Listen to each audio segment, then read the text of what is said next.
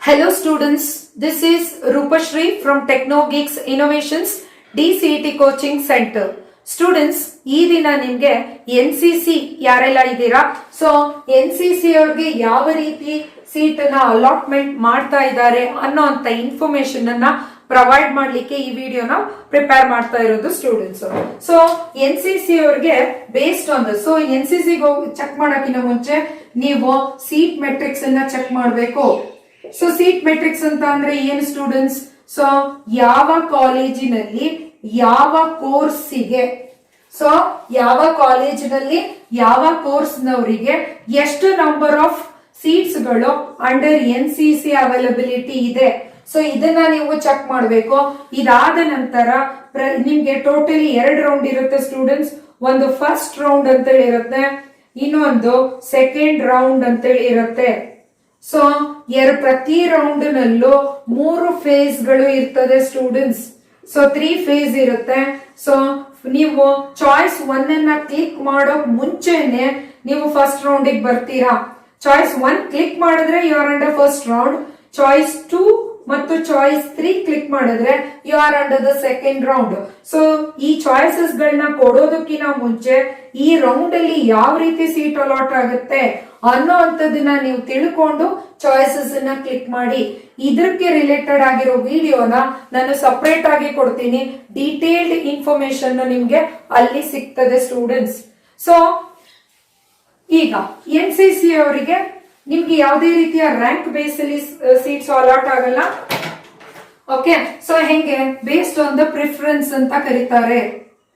Okay, so preferences 1 to 8 preferences ಇರುವಂತ students ಗಳಿಗೆ seat allot ಆಗ್ತದೆ ಸ್ಟೂಡೆಂಟ್ಸ್. ಸೊ ಈ 1 to 8 ಪ್ರಿಫರೆನ್ಸಸ್ ಹೇಗ್ ಬರುತ್ತೆ? For example student 1, student 2, so student 5, so next ಬರುತ್ತೆ ಸ್ಟೂಡೆಂಟ್ 10. ಸೊ ಈಗೇನು ಅಂತಂದ್ರೆ ಪ್ರಿಫರೆನ್ಸಸ್ ನ ಯಾವ ರೀತಿ ಕೊಡ್ತಾರೆ ಅಂದ್ರೆ, ಈಗ ಸ್ಟೂಡೆಂಟ್ 5 RD ಮಾಡಿದ್ದಾರೆ, NCC A, B, C ಮತ್ತೆ ಅದರ್ ನ್ಯಾಷನಲ್ ಕ್ಯಾಂಪ್ಸ್ ಗಳನ್ನ ಅಟೆಂಡ್ ಮಾಡಿದ್ದಾರೆ. ಸೊ ನ್ಯಾಷನಲ್ ಕ್ಯಾಂಪ್ ನ ಅಟೆಂಡ್ ಮಾಡಿದ್ದಾರೆ. ಸೊ ಸೇಮ್ ಅವಾಗ ಇವ್ರು ಏನ್ ಮಾಡಿದ್ದಾರೆ, NCC A ಮಾಡಿದ್ದಾರೆ, ಇವ್ರು ಏನ್ ಮಾಡಿದ್ದಾರೆ, NCC B ಮಾಡಿದ್ದಾರೆ. ಸೊ ಇವರು ಸ್ಟೂಡೆಂಟ್ 3 NCC ಇದು A ಮತ್ತು B ಮಾಡಿದ್ದಾರೆ ಇವರಿಬ್ರು. ಓಕೆ, ಸೊ ಈಗಿರೋ example, so student 4 NCC A ಮಾಡಿದ್ದಾರೆ. ಈ ಸ್ಟೂಡೆಂಟ್ 10 ಇವ್ರು ಏನ್ ಮಾಡಿದ್ದಾರೆ, ಎಲ್ಲದೂ ಇವರು ಮಾಡಿದ್ದಾರೆ, A, B, C ಮತ್ತು ನ್ಯಾಷನಲ್ ಕ್ಯಾಂಪ್. ಸೊ ಇಬ್ರಿಗೂ ಪ್ರಿಯಾರಿಟಿ 1 ಬರ್ತದೆ. ಸೊ ನೆಕ್ಸ್ಟ್ ಪ್ರಿಯಾರಿಟಿ ಯಾವ್ದೆಲ್ಲ ಮಾಡಿರೋರು, ಸ್ಟೂಡೆಂಟ್ 9 NCC A, B ಮತ್ತು RD ಮಾಡಿದ್ದಾರೆ. ಸೊ ಬಟ್ ಇವ್ರು ನ್ಯಾಷನಲ್ ಕ್ಯಾಂಪ್ ನ ಮಾಡಿಲ್ಲ. ಸೊ ಸ್ಟೂಡೆಂಟ್ 2 ಬರುತ್ತೆ. ಯಾವೆಲ್ಲ ಕ್ಯಾಂಪ್ ಮಾಡಬೇಕು ಅನ್ನೋಂಥದ್ದು, ಯಾರು ಹೆಚ್ಚು ಸರ್ಟಿಫಿಕೇಟ್ಸ್ ನ ತಗೊಂಡಿರ್ತಾರೆ ಸೊ ಅವರಿಗೆ ಅವೈಲಬಿಲಿಟಿ ಜಾಸ್ತಿ ಇರುತ್ತೆ. ಅದ್ರ ಬಗ್ಗೆ ನಾನು ಸಪರೇಟ್ ಆಗಿ ವಿಡಿಯೋ ಕೊಡ್ತೀನಿ, ಯಾವೆಲ್ಲ ನಿಮ್ಮ NCC ಸರ್ಟಿಫಿಕೇಟ್ಸ್ ಗಳ ಅವೈಲಬಿಲಿಟೀಸ್ ವರ್ಕ್ ಆಗತ್ತೆ ಅನ್ನೋಂಥದ್ದು. ಸೊ ಇವರಿಗೆ ಪ್ರಿಫರೆನ್ಸಸ್ 2 ಆಯ್ತು. ಸೊ ಇವರಿಬ್ರಿಗೆ 3 ಬರುತ್ತೆ.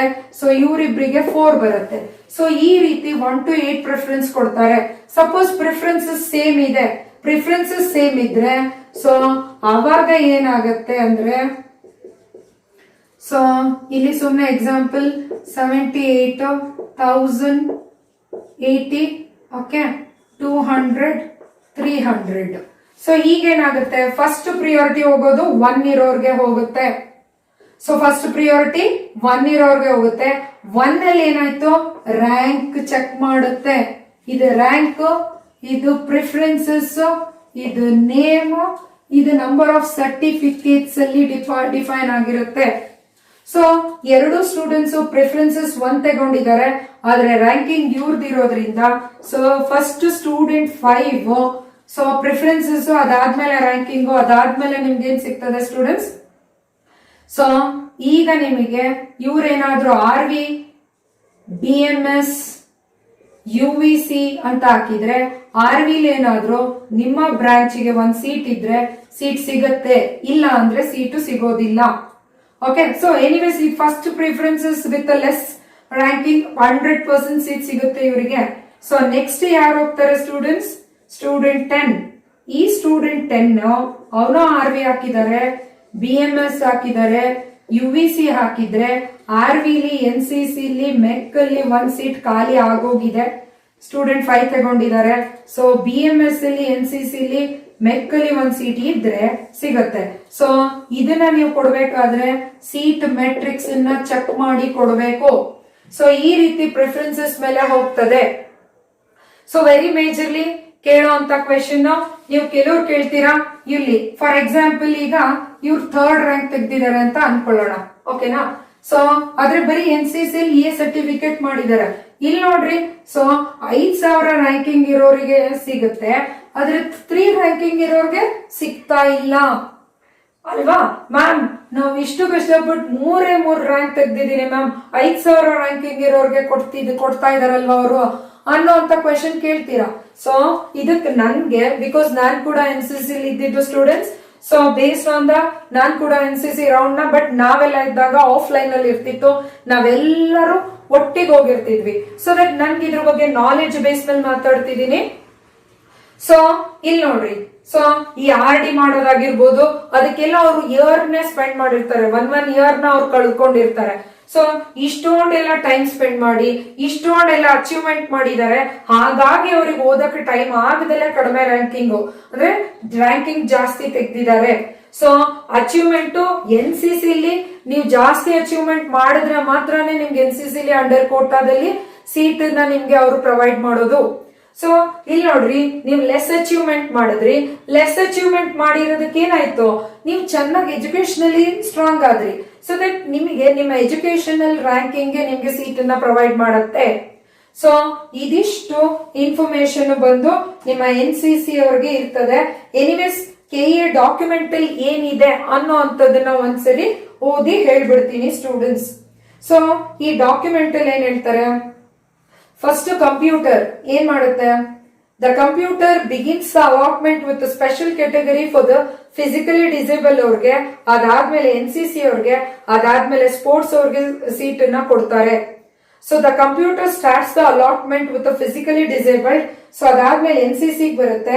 After the allotment of the physical disable candidate, the seat allotment of the NCC candidate holding the preference 1 to 8 will be allotted in NCC quota as per their preference, and if the preference is the same, the interest merit among the candidates will be considered.